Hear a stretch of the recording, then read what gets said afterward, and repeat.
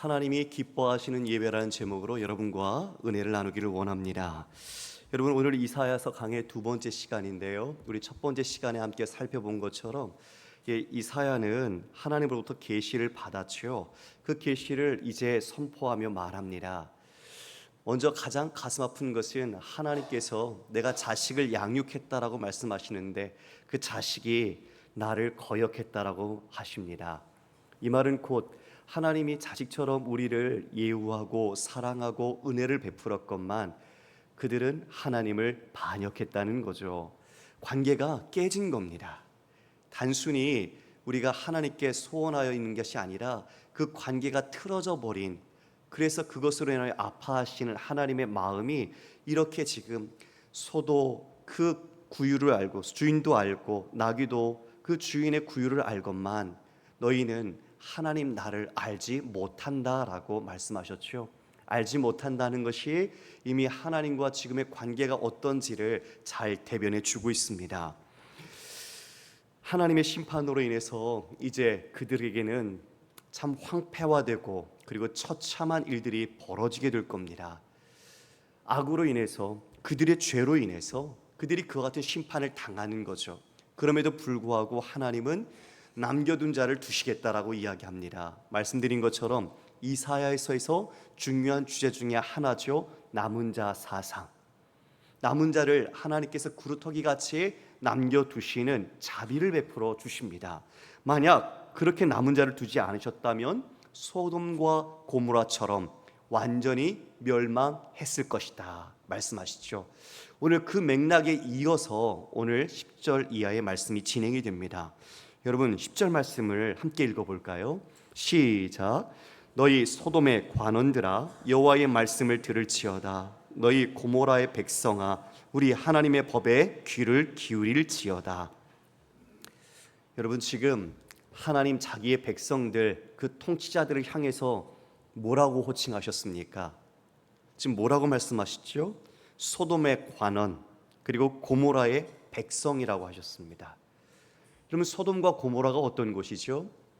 온갖 죄악, 탐욕, 동성애로 인해서 하나님의 유황으로 불심판을 받아서 완전히 전멸당한 곳, 하나님의 심판당한 곳이 소돔과 고모라입니다. 그런데 지금 그 소돔과 고모라를 소환해서 누구에게 이야기하고 있어요? 하나님의 백성에게. 하나님의 백성에게.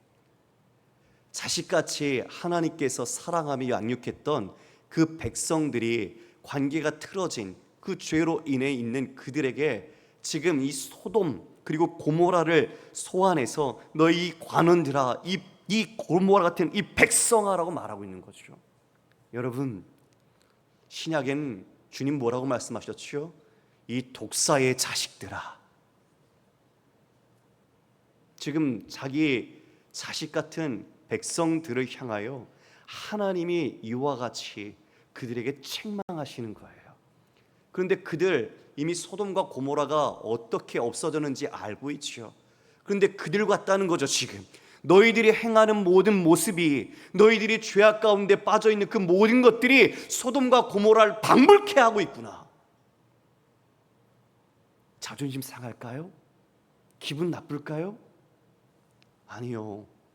그들이 그렇다고요. 그들의 실상이 소돔과 고모라와 다를 바가 없다는 것을 지금 하나님은 이 이사야를 통해서 말씀하시는 겁니다. 성도 여러분, 이 책망이 어쩌면 우리의 마음속엔 부담이 되죠. 별로 듣고 싶지 않죠. 그러나 우리의 조국교회의 현실, 그리고 이 현대 사회 속에서 교회가 위치하고 있고 사회적 영향력을 어떻게 나타내는지를 우리가 작금의 현실에 비추어 본다면 하나님 앞에 우리 교회, 우리 자신의 모습은 어떤 평가를 받게 될까요? 우리는 사랑하는 아들아, 사랑하는 딸아는 되게 친숙해요. 그렇게 우리 자신을 하나님과 친근하게 생각을 하죠. 그러면 지금 이 말을 듣고 있는 그 유대의 백성들도 하나님 앞에 자신의 백성이라고, 자기가 하나님의 백성이라고 생각하지 않았겠어요? 하나님이 우리의 아버지라고, 하나님이 우리의 주인이라고 그들이 알고 있지 않았겠어요? 그런데 하나님은 지금 이사야를 통해서 뭐라고 말씀하세요? 소돔과 고모라 그 관원과 백성과 너희들이 똑같다. 그 이야기를 하시면서 오히려 우리에게 충격적인 말씀을 하고 계시죠. 무슨 말씀을 하셨어요? 여호와의 말씀을 들어라. 하나님의 법에 귀를 기울여라. 이거 따갑게 들은 거 아닌가요?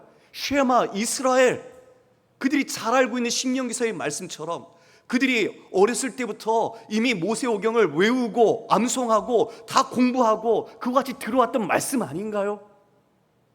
그런데 지금 여호와의 말씀을 들으라는 거예요. 그 말씀에 순종하라는 거예요. 여러분 앞에 묻겠습니다. 주님께서 주신 말씀입니다. 여호와의 말씀을 들을지어다. 여호와의 법에 귀를 기울일지어다. 할렐루야. 예.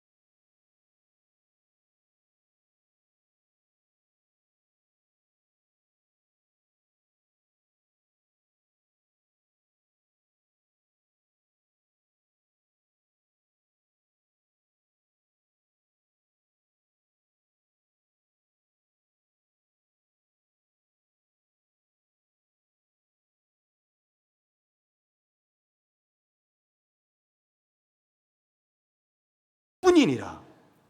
너희가 내 앞에 나오는데 누가 이걸 너희한테 요청했니? 누가 너희한테 그러라고 했니? 여러분 지금 이 뉘앙스에서 하나님의 마음이 느껴지세요? 나오는 것조차 기뻐하지 않는 거예요. 지금 뭔가 하나님과 서로의 코드가 맞지 않고 있어요. 문제가 있다는 거죠. 그 문제를 더 이상 내 마당만 밟을 뿐이니라고 말하고 있어요. 여러분 우리 이 표현 잘 알지요? 마당만 밟고 가면 안 된다. 그렇죠? 우리가 그 표현을 써요. 내 마당만 밟는다라는 이 표현의 원어적 표현은 내 마당, 내 집을 짓밟아 망가뜨린다라는 표현이에요. 내 집을 너희들이 와서 그 뜰을 짓밟아 망가뜨리고 있구나. 그러니까 단지 우리가 우리의 걸음으로 하나님 앞까지 가야 되는데 그냥 이 마당만 여기서 놀다가 가는 그게 아니라 하나님의 성전, 하나님의 집 마당들을 내가 짓밟아서 망가뜨린다는 거죠. 이 표현이에요. 이 표현. 하나님이 왜 이렇게 말씀하실까요? 왜 그들이 이와 같이 하나님께 드리는 것을 하나님 기뻐받지 않으실까요? 여러분, 구약의 제사는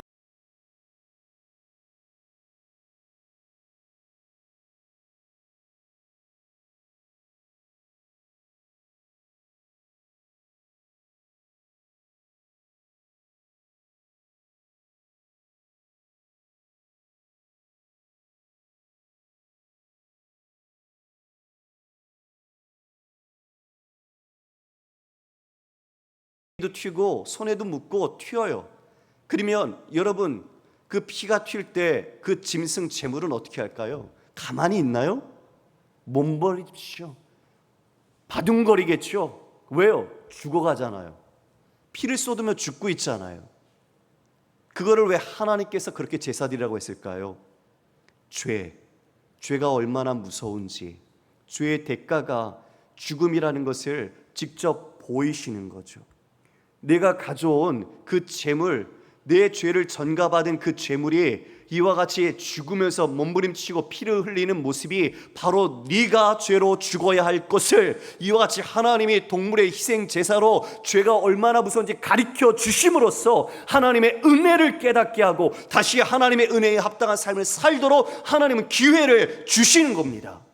이게 우리가 드리는 그 유대인들이 드렸던 동물 희생 제사였습니다. 그런데요, 그 제사의 목적과 의미를 점차 자신이 매번 죄를 지을 때마다 가져와서 짐승을 죽이고 그와 같이 드리는 것으로 자신의 죄가 씻김받았다고 여기면서 어떻게 될까요? 목적을 잃어버린 거예요. 의미를 퇴색시켜버린 거예요. 이번에 더 좋은 제물로 갖다 바치면 돼. 이 제물로 하면 돼.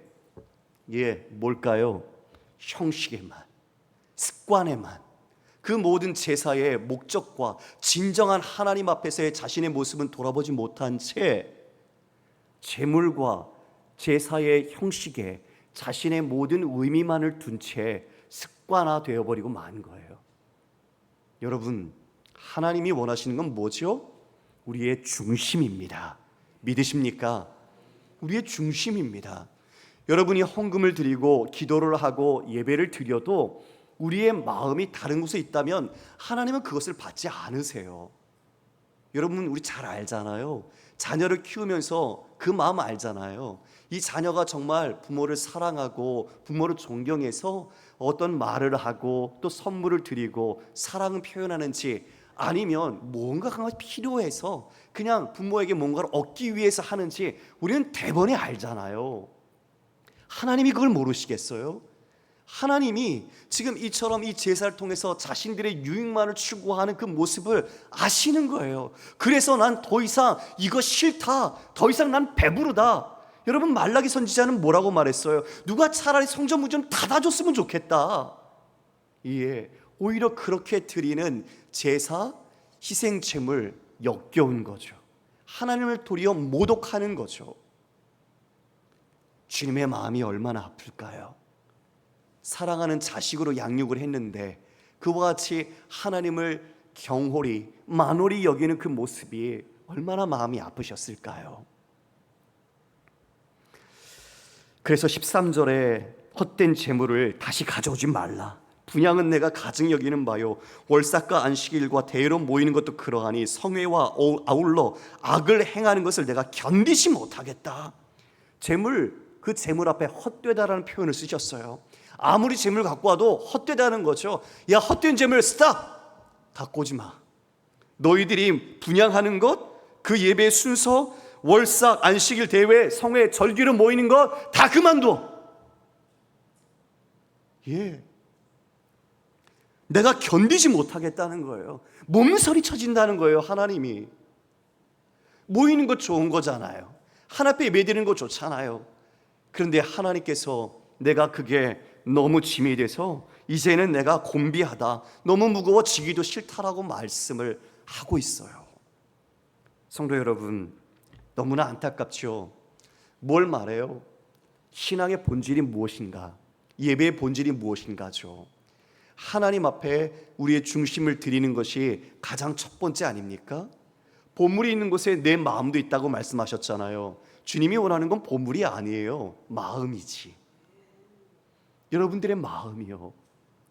진짜 진실한 마음, 중심된 마음, 순결한 마음, 하나님을 사랑하고 비록 연약할지라도 있는 마음 그대로 하나님 앞에 아버지라고 부르며 나와서 주님 앞에 안기는 그 마음, 하나님은 그것을 기뻐 받으시는 거예요. 내가 아무리 좋은 옷을 입고 헌금의 액수가 많아도 내 마음이 하나님께 있지 않으면 하나님은 그건 외선, 외식이라고 표현하시는 거예요. 그건 종교인들이 하는 거예요. 자신이 드리는 어떤 조건, 그리고 더 많은 헌금과 열성, 이걸 통해 신을 감동시켜서 내가 원하는 소원을 성취하기 위한 것, 이건 종교가 하는 거예요. 기독교는 종교가 아니에요. 하나님이 너무 그것이 내게 무거운 짐이다, 내가 지기에 곤비하다까지 말씀하십니다. 마음이 없었기 때문이죠. 하나님이 기뻐하는 제사가 뭘까요? 정말 하나님이 기뻐하시는, 우리에게 받기 원하시는 것이 어떤 예배일까요? 여러분, 시편 51편 16절 17절 말씀입니다. 우리 함께 읽겠습니다. 시작. 주께서는 제사를 기뻐하지 아니하시나니 그렇지 아니하면 내가 드렸을 것이라. 주는 번제를 기뻐하지 아니하시나이다. 하나님께서 구하시는 제사는 상한 심령이라. 하나님이여 상하고 통회하는 마음을 주께서 멸시하지 아니하시리이다. 다윗이 밧세바로 인해서 범죄한 뒤에 자신의 죄를 알았어요. 어머니 태중 모태에서부터 내가 죄인이었다는 것을 깨달았죠. 그리고 하나님 앞에 회개하며 자신이 간절히 그 마음의 민낯을 드러내는 거예요. 뭐라고 말했습니까? 하나님은 제사를 기뻐하지 않는다. 주는 번제를 기뻐하지 않는다. 하나님께서 구하시는 제사는 뭐라고요? 17절 말씀 다시 띄워주세요. 상한 심령이라. 상한 심령. 여러분, 상한 심령이 뭐예요? 상처받은 마음 그대로, 내 마음이 있는 솔직한 그 마음, 내 마음이 연약하고 부족하고 하나님 앞에 죄로 인해서 내 마음이 정말 괴롭고 이 모든 것이 상한 마음이죠. 내 자신을 돌아보니 온전히 다 죄덩어리인 거죠. 이에 하나님 앞에 내 상한 심령을 드리는 것, 이것이 진짜 우리가 주님께 바쳐야 할 마음인 겁니다. 그런데 우리는 어떤 마음을 혹시 드리나요?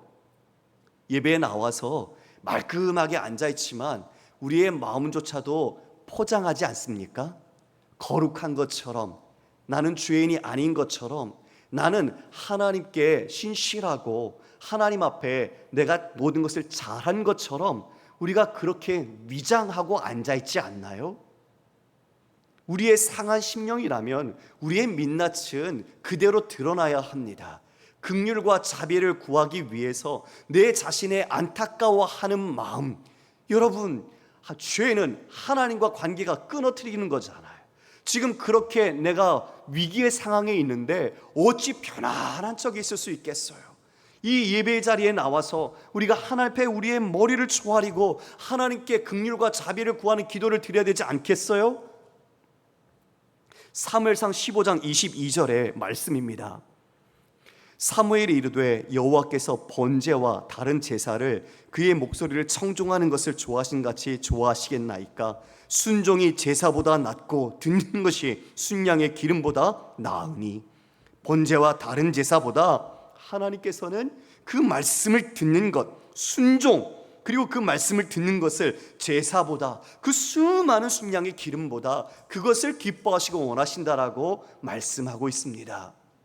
하나님이 돈이 부족하십니까? 하나님이 물질이 부족하십니까? 아니요. 만유의 주인이신 하나님이 무엇이 부족하시겠어요? 우리에게 원하시는 그 한 가지, 여러분의 상한 심령, 여러분이 하나님을 의지하는 그 경외하는 마음, 그것을 하나님은 기뻐하시고 받으시는 겁니다.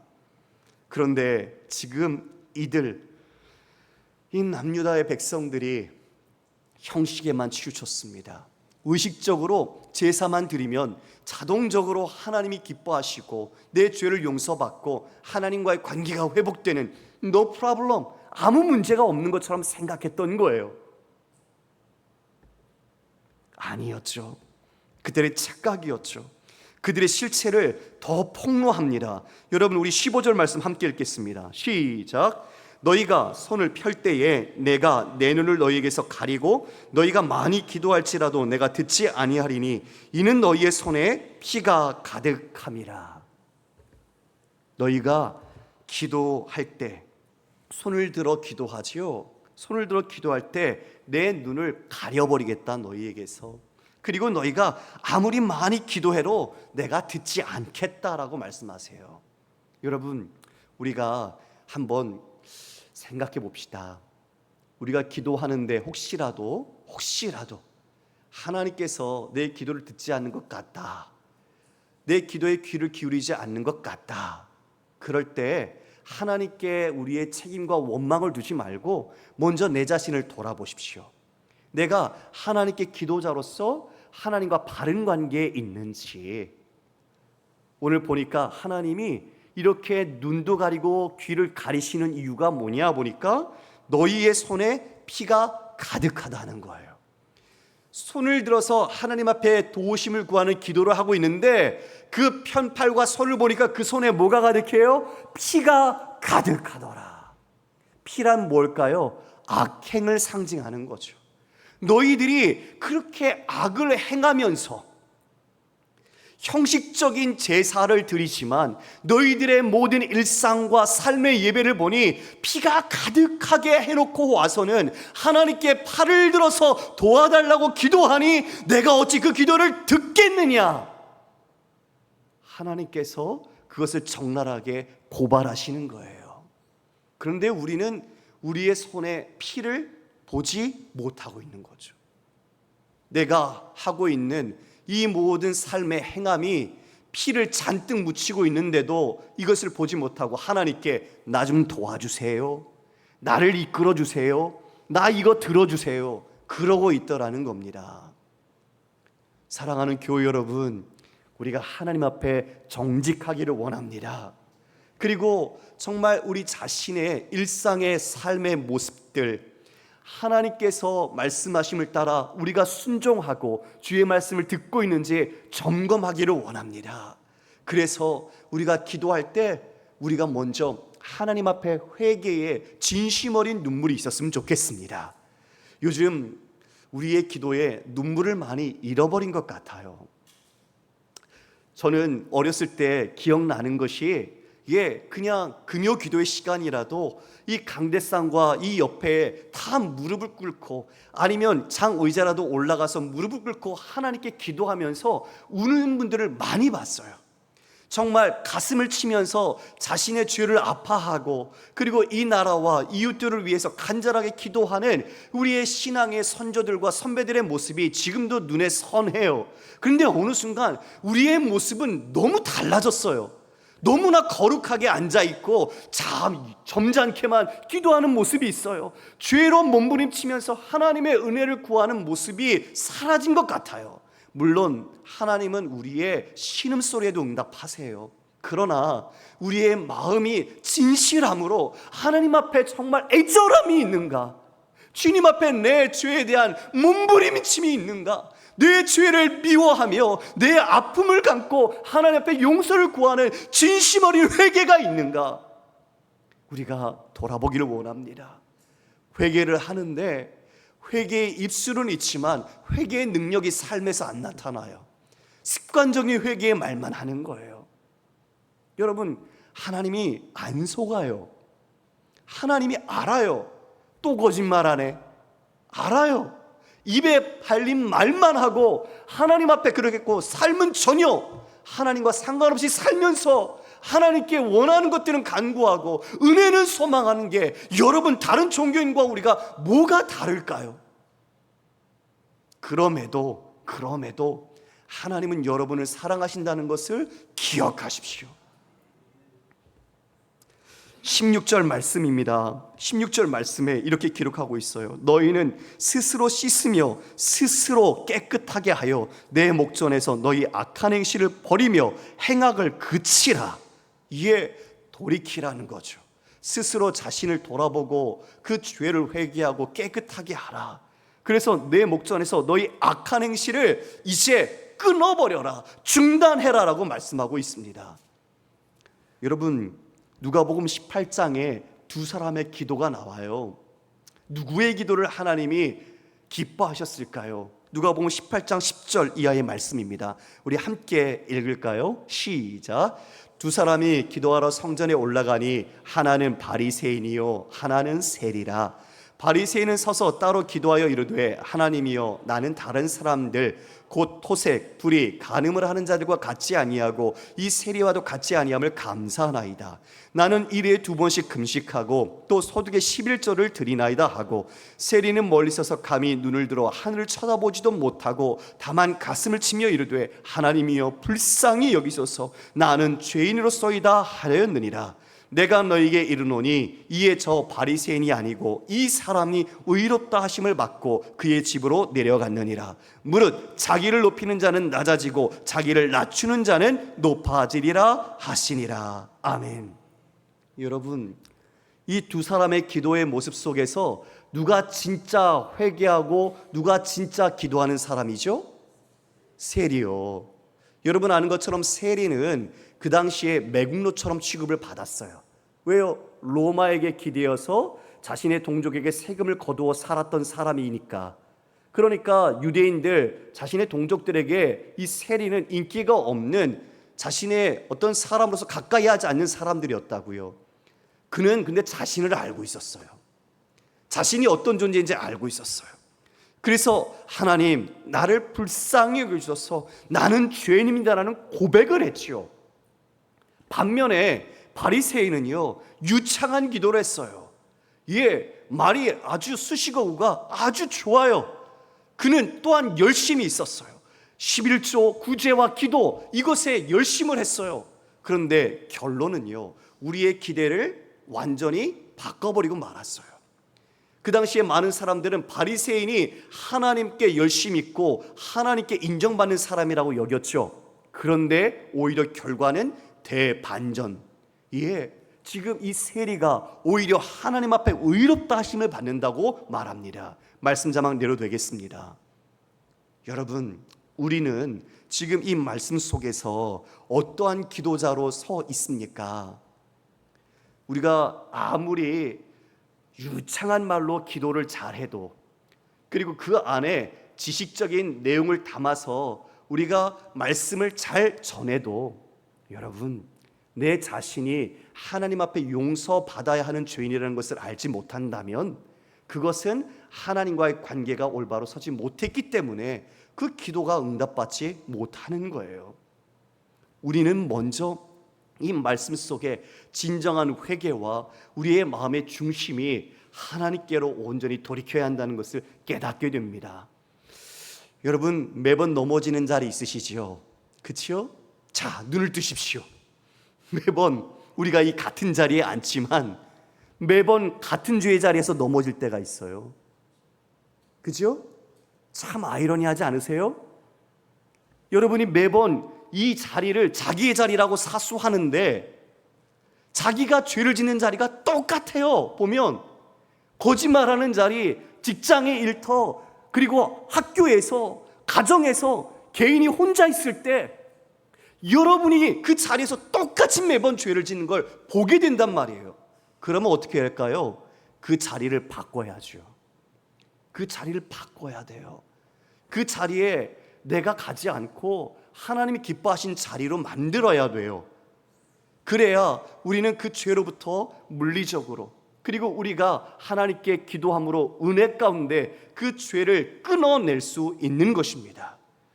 우리가 그와 같이 회개에 합당한 열매를 맺지 않는다면 우리는 오늘도 듣고만 가서 잊어버리는, 희미한 거울에 내 모습이 본 것 같이 착각하고 돌아가는 것에 불과할 겁니다.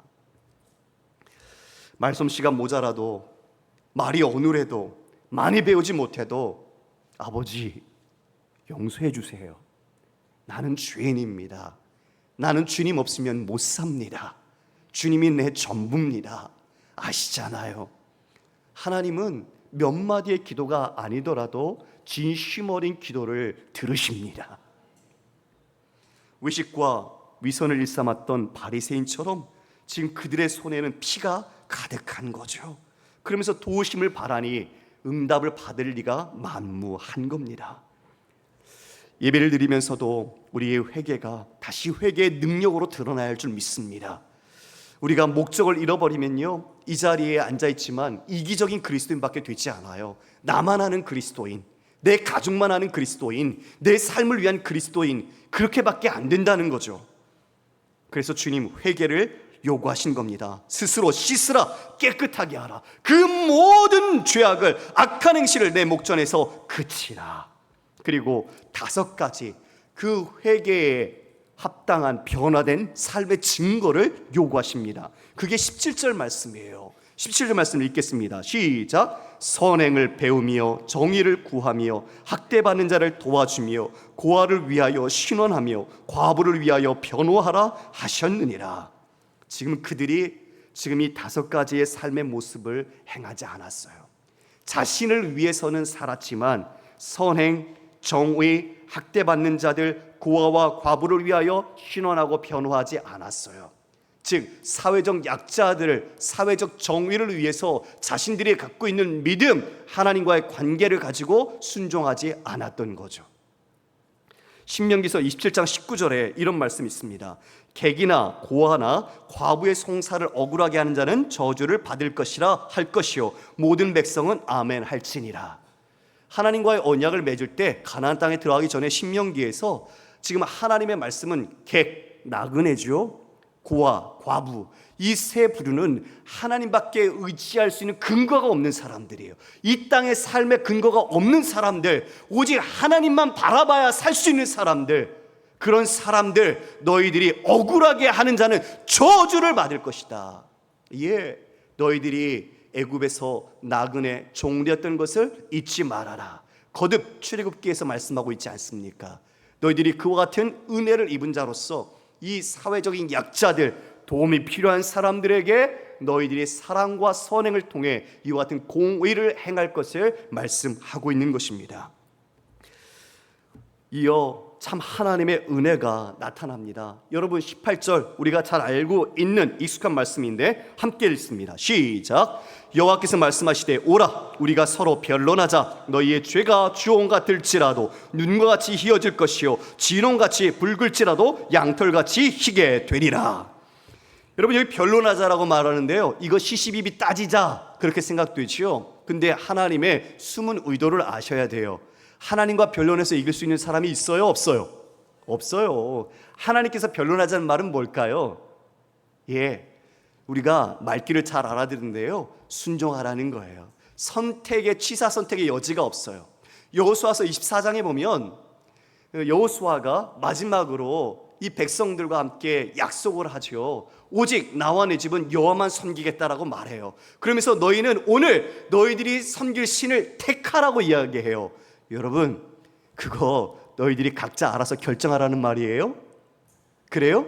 아니죠. 방법 없다. 오직 길은 하나. 여호와만 섬기라. 이 말을 하는 거예요. 우리가 말귀를 잘 알아들어야 돼요. 그죠, 여러분? 예, 지금 그 말을 하신 거예요. 하나님이 나와 변론하자.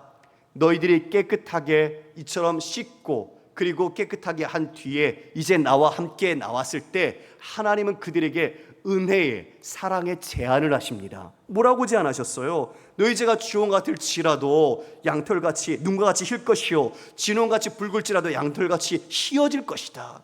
하나님은요 자비 베푸시기를 원하시는 분입니다. 우리가 알고 있는 탕자의 비유이지요. 여러분, 아버지가 죽어야 유산을 주는 겁니다. 맞지요? 아버지가 죽어야 유산을 줬어요. 근데 그 아들은 유산을 미리 달래요. 아버지 빨리 죽으란 얘기죠. 자기의 돈 갖고 자기 마음대로 살고 싶어서 아버지에게 유산을 달라고 해요. 근데 그 아버지가 유산을 줘요. 참 대단하죠? 매를 줘도 아까울 판에 유산을 줘요. 유산을 주세요. 그리고 나가서 그걸 다 방탕하게 다 쓰고 돌아옵니다. 아버지의 품꾼 하나로 쓰임받기를 원하면서 아버지 집에서 내가 그와 같이 살 것을 바라면서 돌아와요. 그런데 아버지는 어떻게 하고 계셨어요?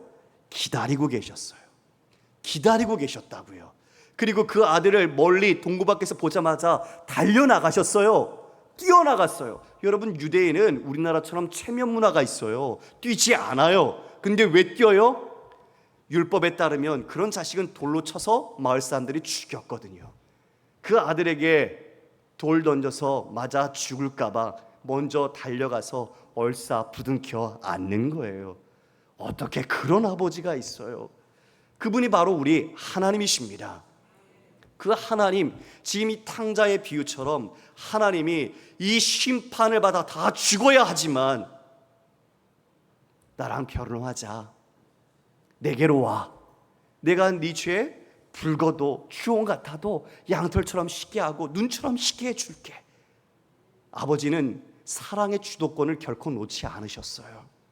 그리고 그 사랑으로 제안하셔서 용서해 주시는 거예요. 할렐루야. 그 용서를 누가 받았지요? 우리가요. 믿으십니까? 우리가 받았어요.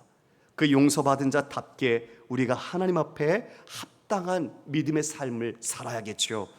마지막으로 보면 여러분 19절 20절은 신명기적 역사관을 정리하며 말씀하고 있습니다. 19절 제가 읽겠습니다. 너희가 즐겨 순종하면 땅의 아름다운 소산을 먹을 것이요 너희가 거절하여 배반하면 칼에 삼켜지리라. 여호와의 입의 말씀이니라. 신명기적 역사관이란 하나님께 순종하면 축복을 받지만 하나님께 불순종하고 거역하면 저주와 화를 받는 겁니다.